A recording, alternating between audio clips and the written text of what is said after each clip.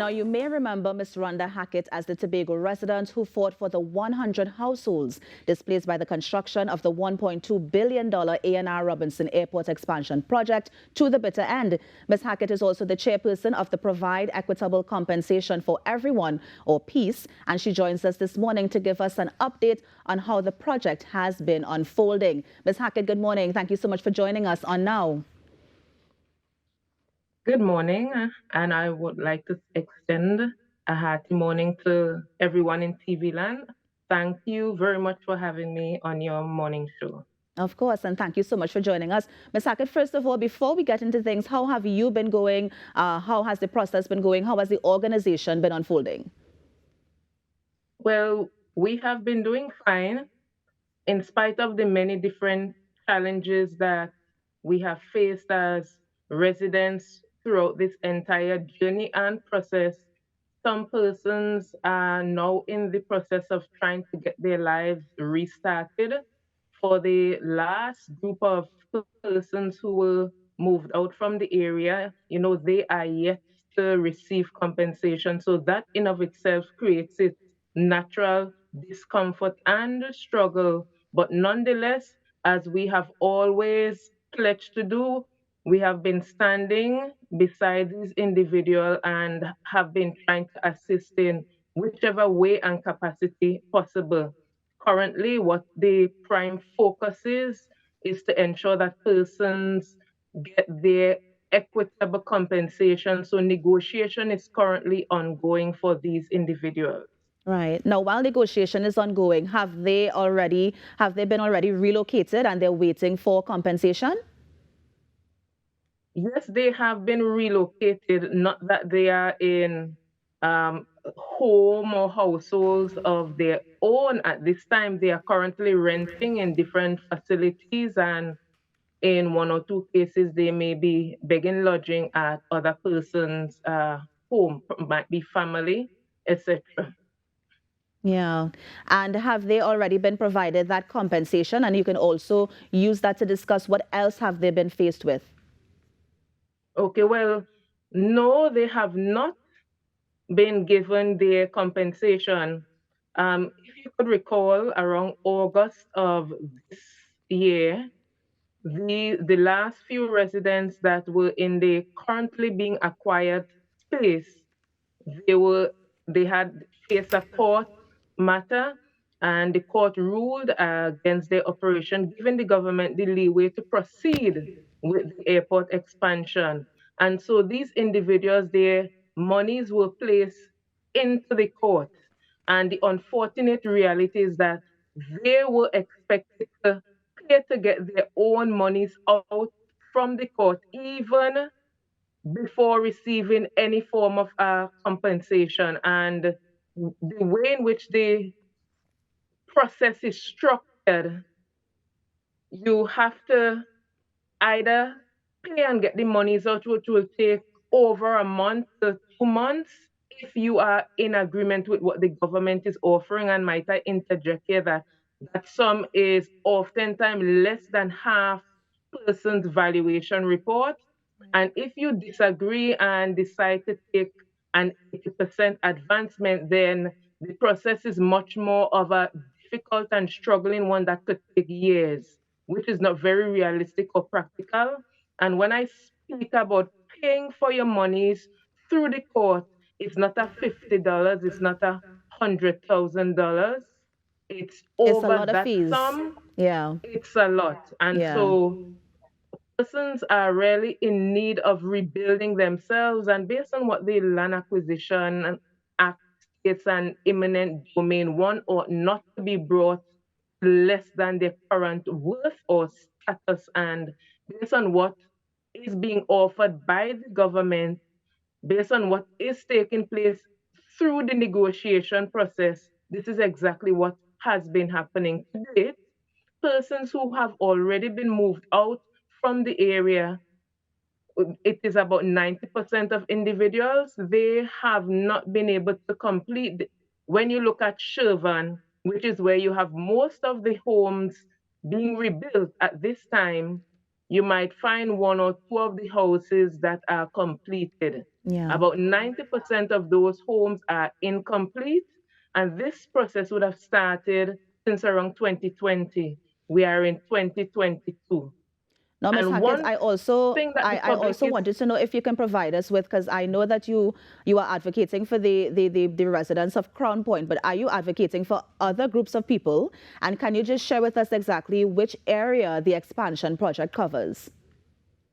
okay. So the prime advocacy at this point in time will be for the Crown Point residents.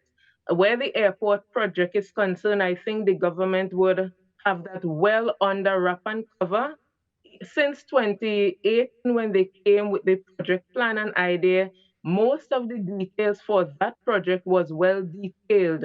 What was lacking was their provision and catering for the residents and businesses and so on to be removed. And the Right. area is humongous for Tobago as a small island.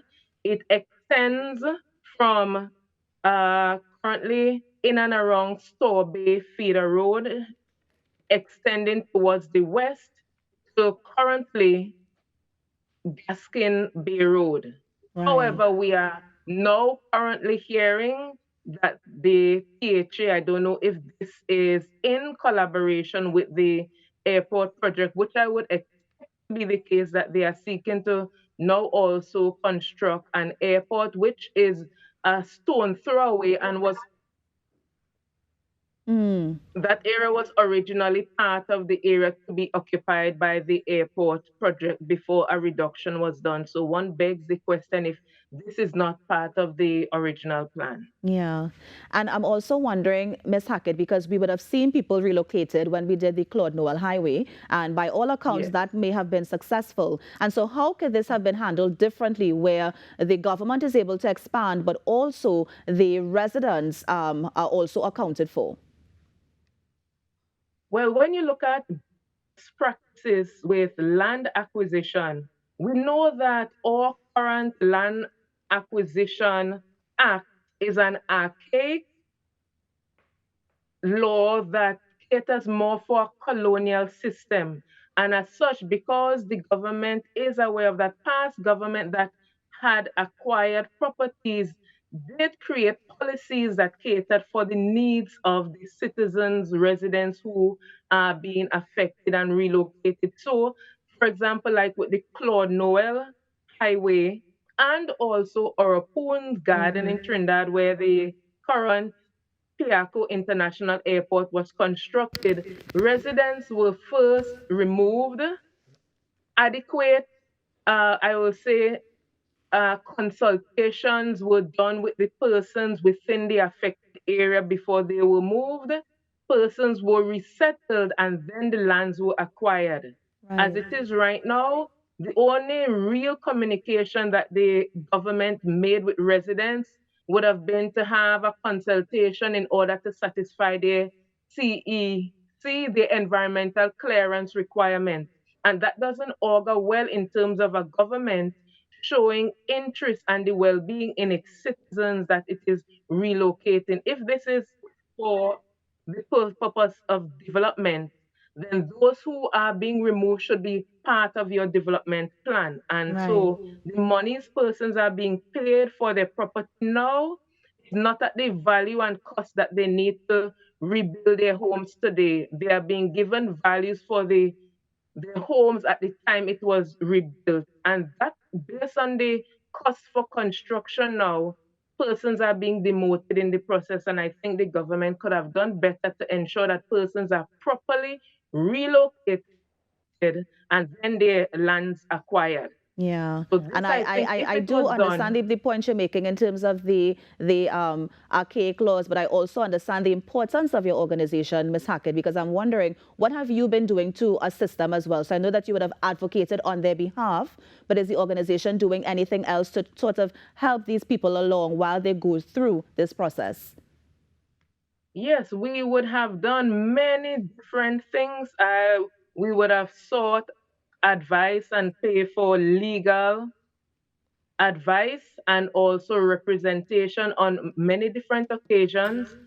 We know that this involves spending and proper money management. We have had seminars and programs hosted by the Unit Trust Corporation to advise persons with proper money management, spending, and even future spending. We also would have drafted up a plan which we shared with the THA to assist persons who have different difficulties, persons who are physically challenged. I would have personally done a statistical uh, poll or done my own research of the area, and a large proportion of the persons who have been relocated are in and around retirement age. And Right. so we would have drafted a plan to assist those individuals based on their need, capacity, and also requested counseling.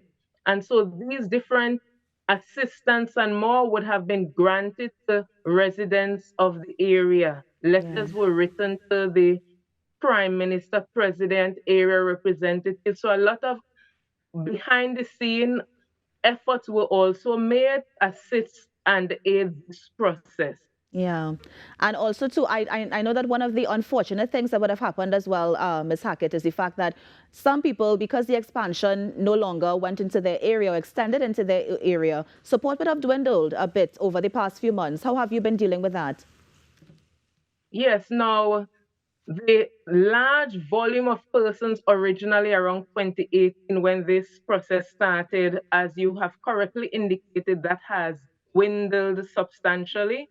But I usually tell the faithful few that we are Gideon's army. And so if you are familiar with the Bible, where the Lord would have reduced Gideon's army to just a few soldiers, I have taken it in that light. And so I usually look at the positive in every situation. And so it's a smaller group to manage at this point in time.